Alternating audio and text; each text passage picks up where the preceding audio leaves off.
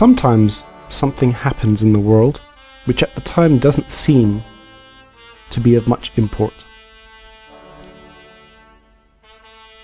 And then, over the years, decades, and centuries that follow, that unimportant event suddenly takes on a meaning and an importance that the people involved in it never thought it would have. One such event was the Battle of Hastings. On this day, the 14th of October, 1066, the Battle of Hastings was fought and won by William the Bastard of Normandy.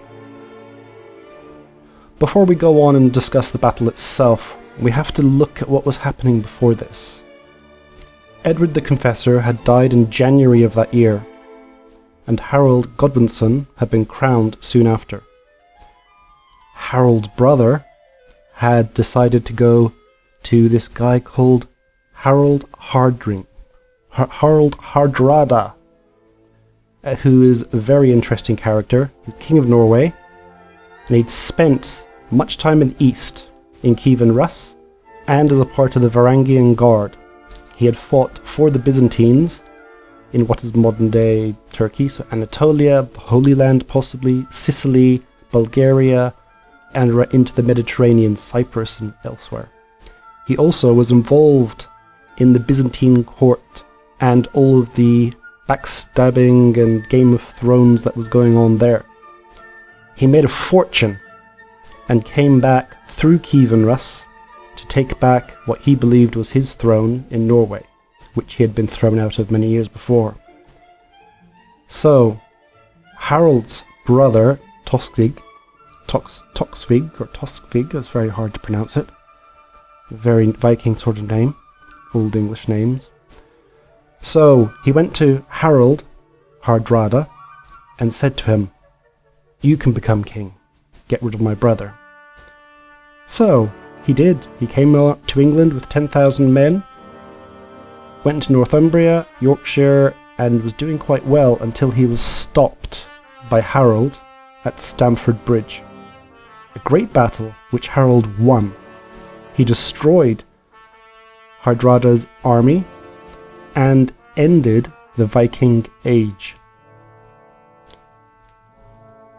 Just as he thought that his throne was safe, he got news that William the Bastard, Duke of Normandy, had landed a force on the English coast, Sussex coast, opposite Normandy.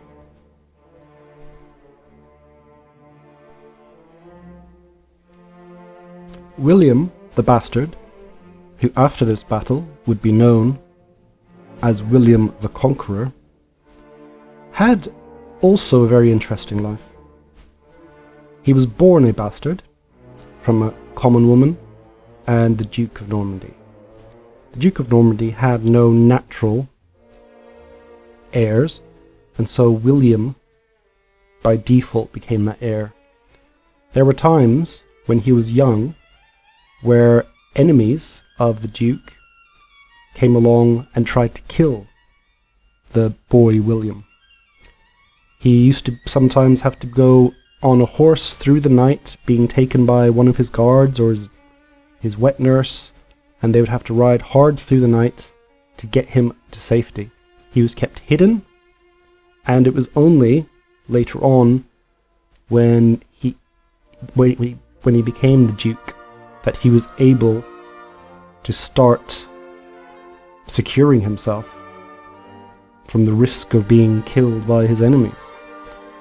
So his life didn't start off too well. But he did marry a good woman, and apparently they genuinely loved each other. But William was a man of ambition. Edward the Confessor was one of William's distant cousins. One of Edward's mother had been a Norman princess, so there was some sort of link between Normandy and England before the Battle of Hastings. when Edward went to England, he brought many courtiers from Normandy, because Edward lived in Normandy for his youth. He brought the influence of the Normans to England, and apparently he promised William that he would be his heir. Whether or not that's true, we don't know.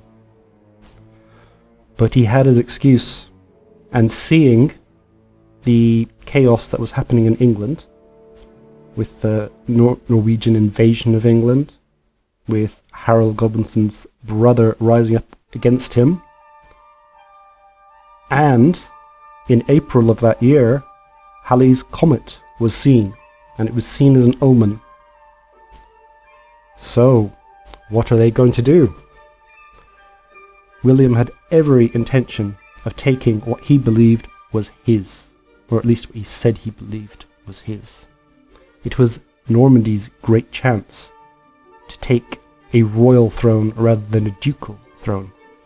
This would put him up a level in aristocracy of the Middle Age. Not quite as good as the Holy Roman Emperor, better than being a duke though. So, 12th of August, they were going to set off, but they were delayed by the weather.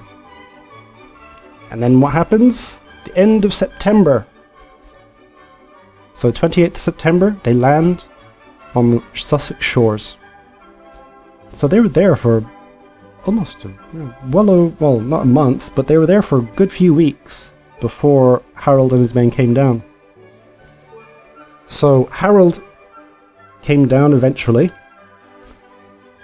They say he heard the news on his travels from Stamford Bridge down to London.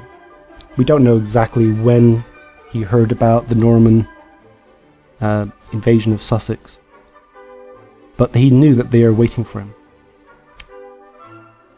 Now, the battle itself was actually not a foregone conclusion. Godwinson was actually quite a good military man. So were the Normans. So when they came together, the English had the high ground. The Normans had the low ground, although they had been waiting for them, but the English had decided not to go up and fight them at their castle that they had just built. Which was a very good thing to do, and in many ways, Godwinson could have won this. If he had waited maybe a week or two, his men from Stamford Bridge could have come down and supported him. If they'd had a week's rest, and they could have come down, they could have joined him in battle. As it was, many of the people who had been at Stamford Bridge were not at Hastings, which seems crazy. But then again, Godwinson needed to get this done quick. He couldn't allow the Duke of Normandy to be sitting in his realm for another month, because that would then, it may encourage other rebellions around his realm. He'd already beaten one off, he needed to beat this guy off, then he could sit back and relax. And the battle initially was going the way of the English. The problem was, the Normans were very good at goading the English into charging. And that's what they did. They charged them, and they did it more than once. And the Normans realized this, and they goaded them to come out. And they used their heavy armor, and they cut them down. And at some point in the battle, we don't know who did it, but eventually they got Harold himself, apparently in the eye. An arrow hit through into the brain, through the eye. He was done.